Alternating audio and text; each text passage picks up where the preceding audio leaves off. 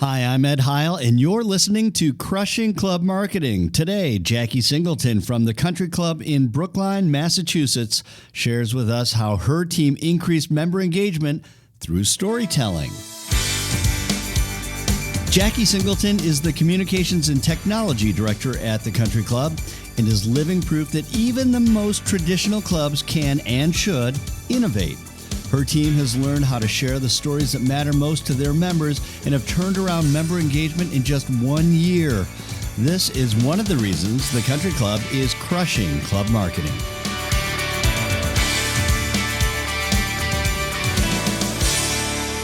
Thank you, Jackie, for joining us today. I'm really looking forward to our conversation and sharing with our listeners a little bit about your story at the Country Club.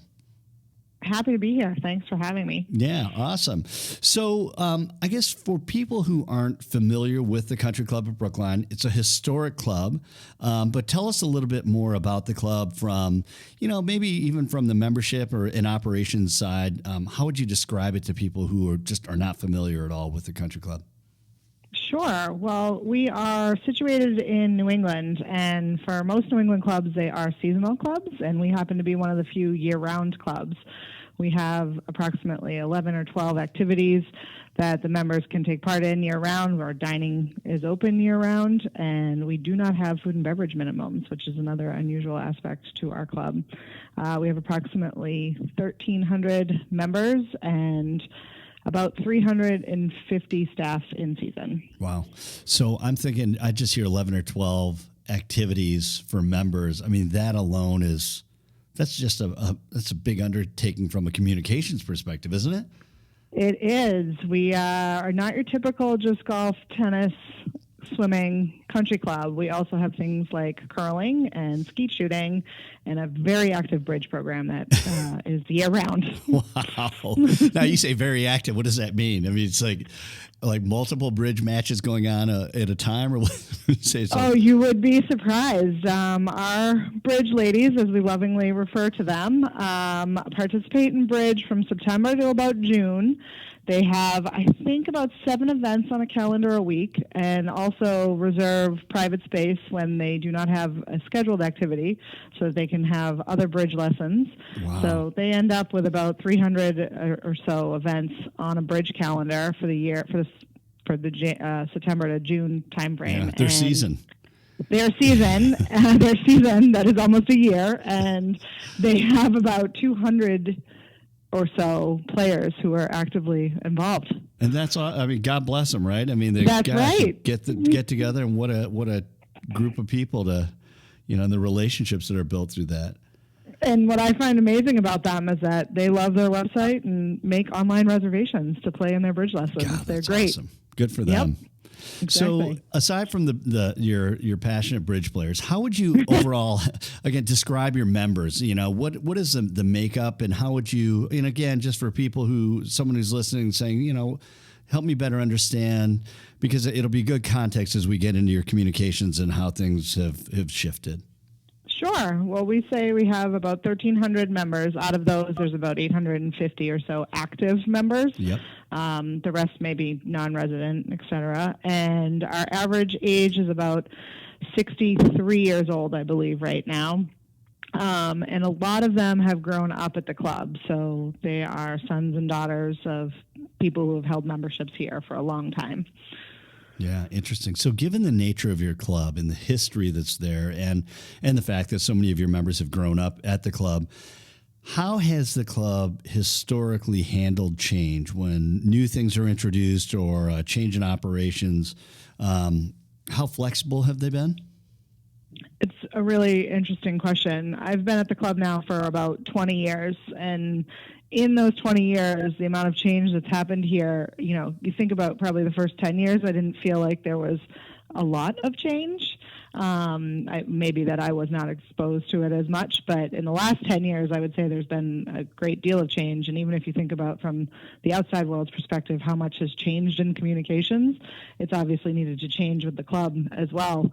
And I would say that our club in particular is not cutting edge. We don't choose to live on the edge. We live a little bit behind the curve. Right. But we have adopted more current communication philosophy than what we were at about 10 years ago. It's not like it's unique that, you might be a step behind, because I think that's, out of respect to your membership. And, so if I'm not mistaken, your approach is, and your membership is pretty typical, wouldn't you say? Yes, I would definitely say that. I would also say that, and this isn't meant to offend anybody in the club software space, but club software in general tends to be a step or two behind where the world is, only because the demographic for their market is smaller, so we don't have as much access to the current day standards when it comes to CRMs, et cetera. So we're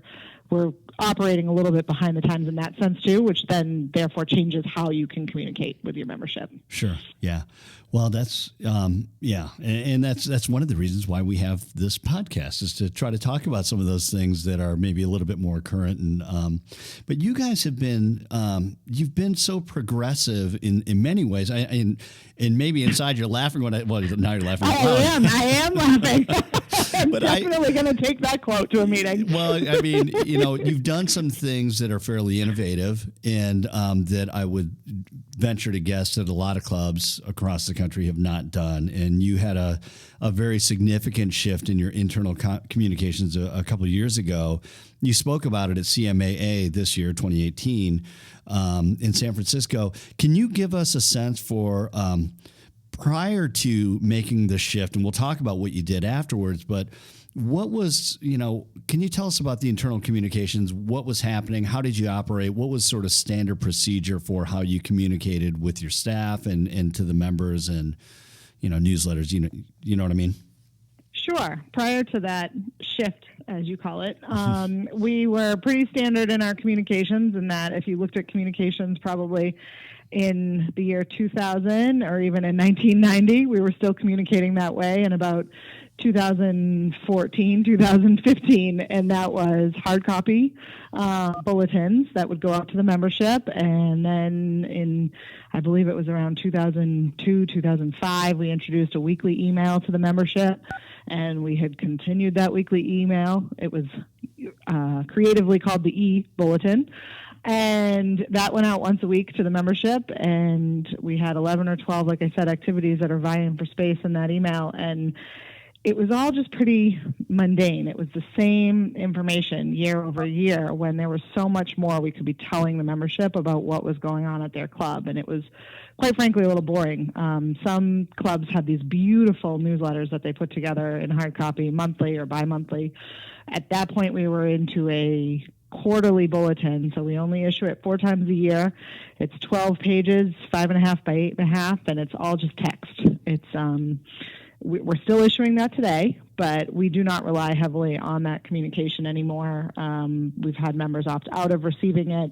It's really for the people who still like to receive it, that they may get that in the mail, but instead we've transferred over now to some more customized emails based on what the members are looking for.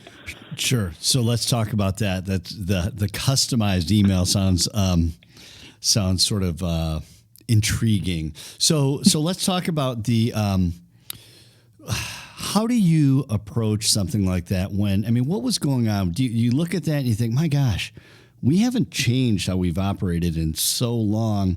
What prompts you to do that? Like, at what point, and then at what point does it become this, well-known issue for the club?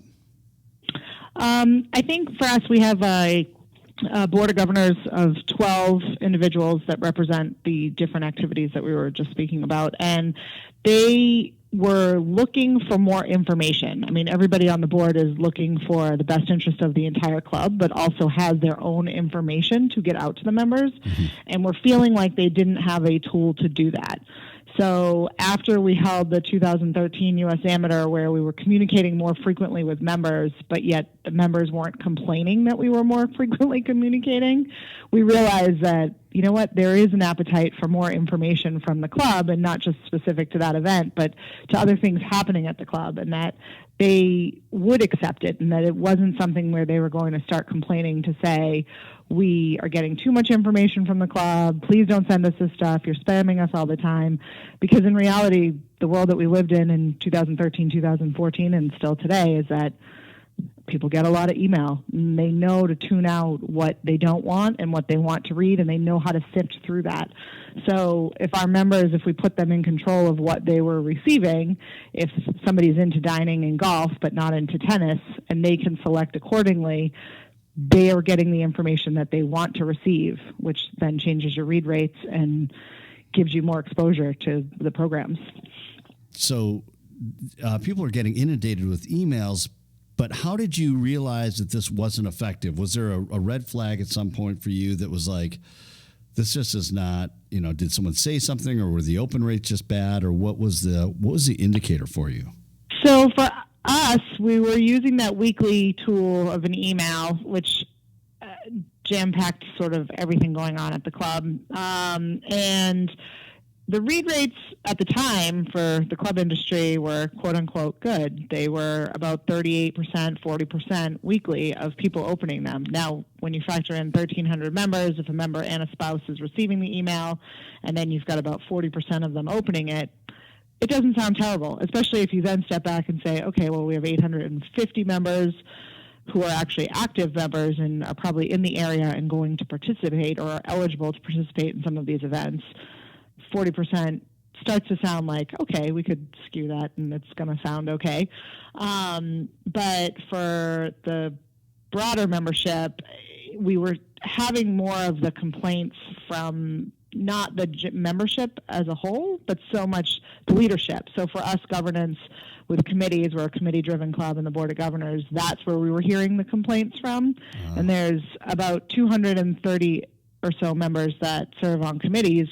And then consistently at committee meetings, we were hearing, we don't have a way to get our stuff out to the membership, because they weren't looking at it as the e-bulletin was serving that purpose. They needed another way in addition to that to get the word out to the members about whatever they may be trying to communicate and whatever program they had. And there's also, the stigma that at the top of the email, whoever's at the top is whose information is being read first. And for us, because we have so many activities, we would rotate them in a clockwise fashion so that each week somebody got to be new at the top of the email, which if you have 11 activities and you're only up there at the top once every 11 weeks, right, you can imagine that's not a great frequency. Yeah.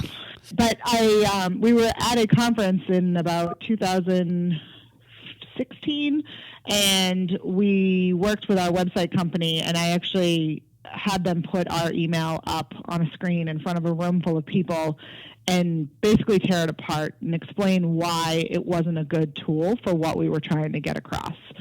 And our general manager happened to be in the audience, and I knew that it was going to take place, and he did not. But in the end, he was thankful for the whole exercise, and several weeks after that, we had a new, refreshed communications plan, and we were going to move forward with sending that weekly email still, but in a new format. And in addition to that, we were going to allow members to start opting into what their preferences were, so that if they had an interest in tennis and an interest in curling and maybe in bridge, that they could select check boxes on the website, which were part of their profile, and then start receiving emails related to those activities. So in listening to you, one might think, okay, so they changed the format, whatever that means, and they had specific, interests, emails for specific interests, which sounds like a lot of work also. So let's break those two things down if we could. So when you talk about changing the format, what does that mean? And sure. what was wrong with it, and how'd you make it, better? So our club colors are green and yellow, which the reason this is important is because that email that used to go out was like this tan beige color. It was not pleasing to the eye to look at. Yeah. So it had like some, unless you're like tan and beige, and it was kind of boring, and it just, like you need to incorporate the club colors, but it needed to be a little bit more lively than it was. So it got a look and feel, as we like to say, makeover, which was great. So now it looks more exciting to read, so that's good. But the content really shifted at that point in time. Instead of continuing to just say Easter brunch is coming and we're going to do a maple syrup tapping and we're going to have this promotion in the dining room and that happening over at golf and just sort of information, we started more talking about the stories that were happening around those events. And it was really more interesting for the members to read at that point. So instead of just advertising a maple syrup brunch, which doesn't sound all that interesting unless you really like maple syrup. Right. It was something that we had done at the club for years. But what the interesting part of that was that our chef had worked with our grounds superintendent to identify maple trees on campus and was tapping those maple trees on campus and producing the syrup in-house for the entire year that we would need instead of outsourcing our maple syrup. And then at the brunch, they were able to taste different types and grades of that maple syrup, as well as learn a little bit about the process. So that was really what we wanted to start telling people about, right. Not just come to the maple syrup brunch because we have really great maple syrup in the dining room. Right. Yeah. It's an interesting take on that because the like you talk about like, hey, guess what? We have an Easter brunch every year, and the Easter bunny comes and certain things always happen, but tell me something new, because that's something that's really, really easy to ignore. So how did you learn, or how did you, what's the secret maybe to uncovering those kind of stories? Because I think you and I both know that they exist in all clubs, but sometimes it's just knowing where to find them or how to find them. What did you do as a team? So I think for us, what really changed was trying to figure out how internally we were going to communicate so that I knew what the ground superintendent was up to. Because in reality, let's face it, everybody can spend all day at their desks up to their eyeballs in email and work and forget to get out of that mode. And if you're not having conversations with the rest of your team, you're never going to know what those stories are, and you're going to be missing them. Mm-hmm. So we all have to make a little bit of time for that, which I realize time is a precious thing. But what I have found in trying to get out of my office and connect more with some of the other departments on campus is how to find those stories. So, and not everybody is available, at least in our organization. We have about 30 department heads, and trying to get all of those people at one meeting on any sort of frequency would be near impossible. Sure. So for us, it works better to break them up into some smaller groups. So we have a team meeting once a month for culinary and club events. So anything dining and club events related, which is the largest team meeting that I have for marketing. And how many people roughly, just to give us a probably about 12 or so, because we have several people represented from the kitchen, as well as our events department and our a la carte and beverage departments, as well as our director of club operations, and then the communications team at them. Okay. And we talk about what's happening for the upcoming month. Sometimes it's generating new ideas. More likely, it's talking about the stories that are impacting what our current calendar already looks like, so that we can send out an email at the end of the month that's talking about the upcoming month and what the chef has to tell everybody from dining and club events. And for dining and club events, we send an email out to about 850 people. Oh, wow. So you have a big audience there, and the read rate for them is about 68%. So roughly 68.1. You wouldn't know that today. I had to pull these stats for a different meeting. But yeah, the timing worked out. But our members want to hear from our chef what's happening on the menus. I mean, I could say in a weekly email we have new menus in the dining room. But if chef starts talking about the homemade juices that they just put on our breakfast menu and why they're so great and what the ingredients are, and then you see a video of him maybe making some of those juices and talking about them, the members are just much more in tune to what's going on. And as you hear the chatter in and amongst the dining room and the fitness center, and where some of our operations team is talking to members and even the members amongst themselves, they're talking about those videos that are coming out of these communications more so than the rest of, Easter brunch is coming up, because everybody knows when Easter is. Yeah. One of my favorite lines is that people say they're not interested when you're not interesting. And it sounds like you guys have done a really good job of creating interesting content for your newsletters and all your internal communications, I should say. We're working on it. It's funny because now we're in year 2 of it, right? So we've gotten better at finding some content. We've gotten better at learning to use a simple iPad and iMovie and some editing tools to make those videos and put them on our website. And us, just like every other club, has a lot of repeat events. So now it's year 3. We're going into year 3 and finding the challenge to be, how do we find the new angle on it, right? So now we've shown videos of our chef tapping those maple trees, and we've shown the videos footage of making the maple syrup process and some of the other pieces of that. So now it's going to be finding a new angle when that event rolls around next March. Yeah. So that's super helpful, and I think that storytelling in general has become such a I guess it's more than a buzzword, but it's just this idea that a lot of organizations, both in the club world as well as outside of it, have been trying to really tap into, and it's tough because it can be kind of this like ethereal type thing. Even it's like, well, what is that? You see commercials that talk about storytelling, but is it really storytelling?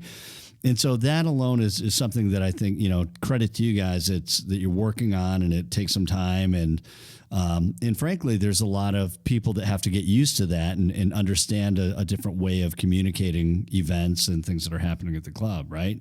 Right.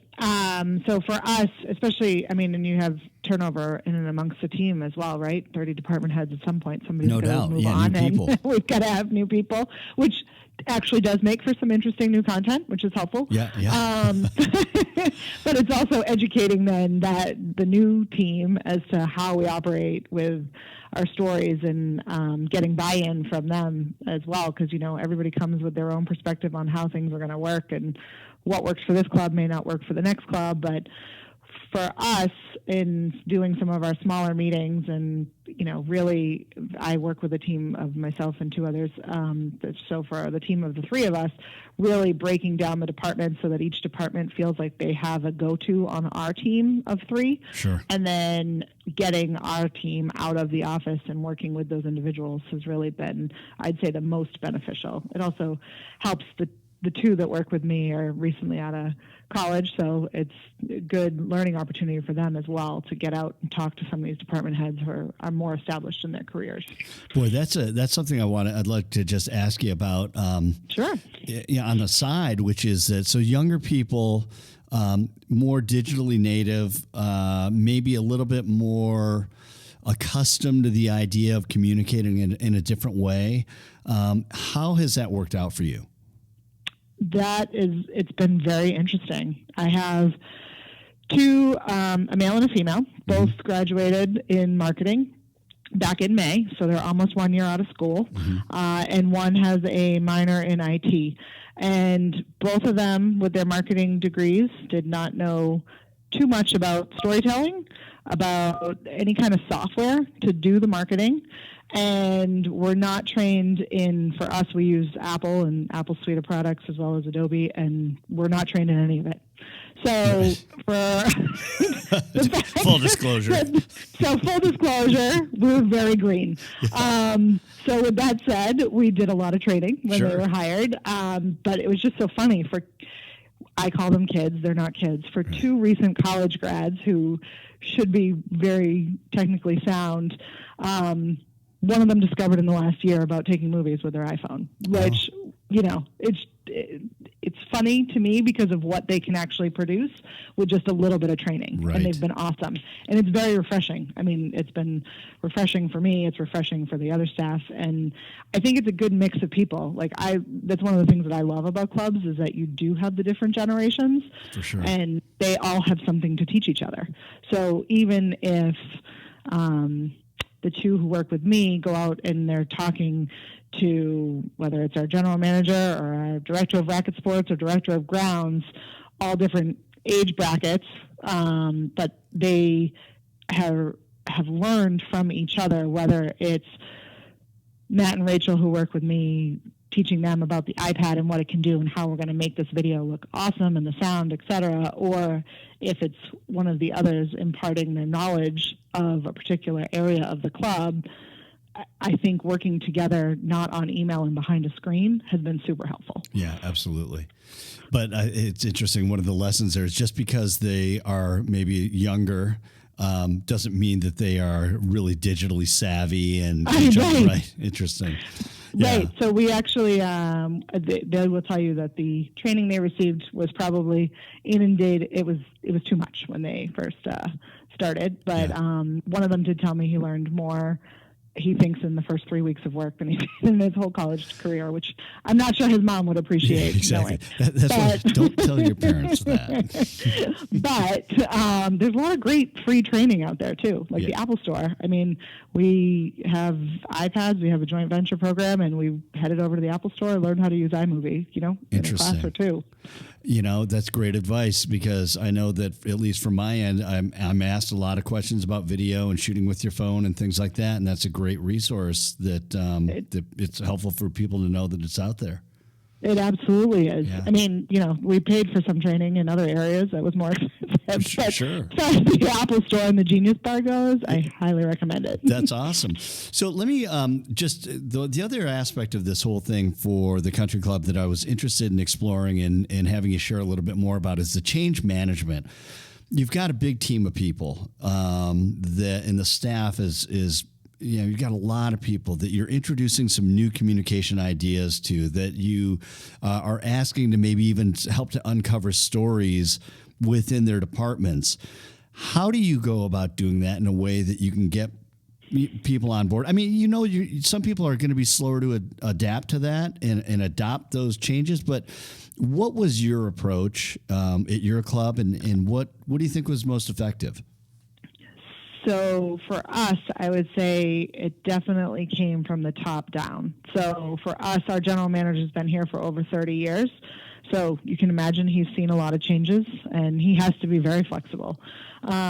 He bought in right away for kind of changing our approach to marketing and communications. It probably helps that he sits in the majority of committee meetings, and if they're all having the same feedback that we need to be doing more, then it's probably easier for him to then jump on board. But for him to sit at a team meeting with department heads, admin staff, and say, this is important and we're going to make time for this and we're all going to learn it together, I think is true leadership. I mean, it's not him just pointing the finger saying, okay, now so-and-so is going to take care of this. It's, we're all going to do it together. We're all going to learn to do it together, and we're going to make mistakes along the way, but that's okay. That's how we learn.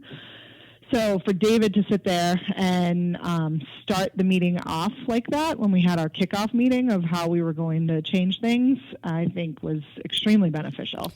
And then from there, working with each department, I mean, you do learn everybody's strengths and weaknesses and how we can support them. Right. And it's David Shag, your general manager.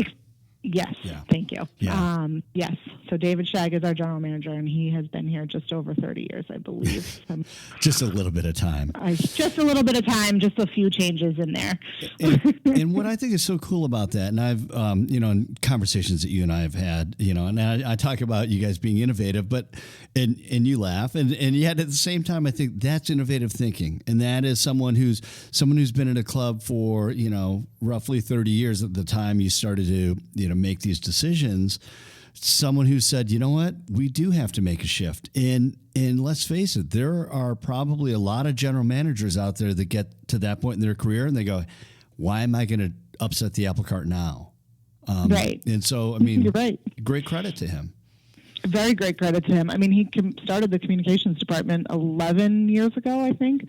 And, that really was, I mean, we say we're not on the cutting edge, but at that time, that position did not exist in clubs. Yeah. I mean, it was so far as to, what do we call it? We know we're going to have them do X, Y, and Z, but we're not sure how to create the job description out of that. I mean, the position was originally started as a 1-year position, and it was solely to revise the website, which at the time was being maintained, I think, once a month. And I mean, which just sounds crazy today.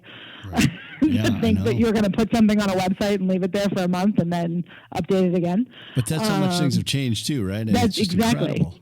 Exactly. Yeah. So the position was implemented. It was for 1 year. It was to get the revised website done, and curling was actually our first sport that was going to go online with online reservations. And so Kristen LeCount, our assistant general manager, was the person who said, I will do it. I am going to do this position for a year. And she did. She got the website off the ground. She made curling reservations online, which, you know, there's plenty of tea time software out there. There was not such a thing for curling reservations right. 11 years ago. Exactly. But does it exist today, by the way? I mean, it might in Canada. I'm not sure. Right. We still use the same system that we did 11 years ago because right. we've made changes along the way. But our website company was kind enough to indulge us with a lot of custom work right. and development at that time. But that was what the position was. And then after a year, it was, hey, you know what? We need to keep this position. We have more projects to do. We have more marketing that could be done. Marketing was not the word that was used 10 years ago because even today it's a little taboo to use. Right? Yeah. And the position has just kind of stuck around, and it's grown because it was a one-person department. And in 2011, we added a second person part-time, and then just last year we went to the 2.5 full-time people in the office. Wow. Yeah. And you guys are going busy. You're keeping We busy. are definitely going busy. Yeah. But what I like to say about our department is that we do run in the background, and what I tell our new department heads is that we're here to make you look good. We're here to make you and your programs look good. So whatever we can do to support that is what we're here to do. That's awesome. I don't want, you know, the director of racket sports or the director of grounds feeling like they have to sit at a computer and make some deadline. Instead, I'd rather have a conversation with them about whatever it is they've got going on, and then we'll take it and we'll spin it and write it. So you're in an exceptional situation with as many activities and as many people who are overseeing, I mean, a lot of different areas of the club. How does what you have done and what you've experienced and learned apply to a club that maybe doesn't have quite as much going on? I think even if you were a golf club and only had one thing going on, there's still stories to tell about what's happening on that golf course. I mean, if you don't have the infrastructure of 3 people because you don't have 12 activities, right. I mean, call that back. And if you have 2 or 3 activities and you've got one person, or if you've got 6 activities and you've got one person, you're still able to tell the stories and get you just have to shift what your priorities are as far as the job goes. And if the priority for communications is to make members understand what their club has to offer, those members are then going to turn around and talk about their club and want to be at their club, and they're going to sell your membership for you. If you're in the position where you need to sell memberships, they're going to want to attend the events, which is going to boost your return on investment there. Right. But anything that you want those members to do, the way they're learning about them, is truly the communications that you're offering. So if you're not communicating well, how are they going to know what their club is doing? Well, and you said something really interesting there too. I mean, that just caught my. Well, hey, Jackie, everything you said has caught my attention, but this was something that I mean, when people feel more connected to their clubs, when they really understand what makes their club unique and special, and you know, some of it's connecting to the brand, but it's that idea of when I know what's going on because I know some of the stories and I know the people that really make us unique, I'm way more inclined to talk about that to other people. I'm way more inclined to, you know, be more enthusiastic if someone asks me about being a member at a club because, man, we have some people that are doing great things. I was talking to a communications director at another club the other day, and in New England, and she was explaining to me how they just did a story in their bulletin about a diver, a young man who learned how to be a springboard diver at their club, and he just won the state championship in Massachusetts. I'm like, what a great story that is to be able to share to your members, because some people may not realize that the state champion is a member at their club. That's pretty cool. Right. I love that. I just feel like the more the members are invested in, personally invested in what they've made a financial investment in, the more likely they are to enjoy what they're doing. And not every story has to be something that you're selling, just like that diver that you're talking about. Like, you're not now selling the club and, you could be the next stage diver. Exactly. Reality is that's probably not going to happen. Right. But just letting them know who the other members are at the club and, what's going on, I think, in connecting them to the real world or the world outside of their club, not the real world. Right. We're all in the real world, but it all just adds value for them. One of my favorite pieces just in the last 3 months was at Christmas time. We had our director of our events, and she came up with this on her own. It wasn't something the communications office generated. Sure. She decided that she was going to show members how we do our Christmas tree napkin fold. And she was going to do this video, and so that if members were having Christmas at home and wanted to do something cool with their napkins, that they could fold them into a Christmas tree. That's awesome. This piece went out in the e-bulletin. It was all of a 20-second video, 30-second video. And at Christmas time, we had one of our members, he took a picture of his table at Christmas and sent it to the general manager saying, thank you so much, this is awesome, and that he had made his Christmas tree napkins for dinner, and that they thought it was great that they had a piece of the club at their house at dinner time. That's really cool. So you and I are going to have a separate conversation, maybe for another podcast, on how you've incorporated video and how you've gotten to that kind of use and engagement and interaction with your team, because that is really cool. And it's so easy to do. It really doesn't have to be this mountain of work, which is the best part about it. Lastly, what advice would you give to a club that is listening, or maybe even someone who saw you at CMAA this year and is really inspired but just doesn't know how to get started? What would you say to them? It's funny because after our CMAA conference, I've been contacted probably about three dozen times or so, and everybody's sort of looking for the same information. They're looking for, how do I put together a style guide, which I know we didn't really talk about too much today, but where can I put together a list of some of the quote-unquote unwritten rules of our club and how we want people to communicate, and how do I go about doing that? So the style guide's one. A quarterly marketing plan is number two, and that's really a simple Excel sheet. It's nothing fancy. It's not some other piece of software you have to go buy. You can do it as long as you have Excel or some other method. You're good to go there. And they're looking for sort of, from what I've gotten, is sort of how to start those stories. And I really go back to that first meeting and getting our general manager there and saying, we're all going to be a part of this as a team. And I think taking the team approach versus a lot of clubs, and even here, when everybody ends up sort of operating in silos because they're all responsible for their area. But there are times when we all need to come together and realize we're all going in the same direction. And communications is definitely one of those times. Yeah, that's really good. Jackie Singleton from the Country Club, thank you so much for spending time with us today. And, I like to say keep crushing your club marketing, but maybe we shouldn't say marketing because we wouldn't want to send the wrong message. I'm kidding. That's right. Thank you so much for having me. Great stuff from Jackie. I can't wait to talk a little video with her next time. Hey, thanks for spending some time with us today.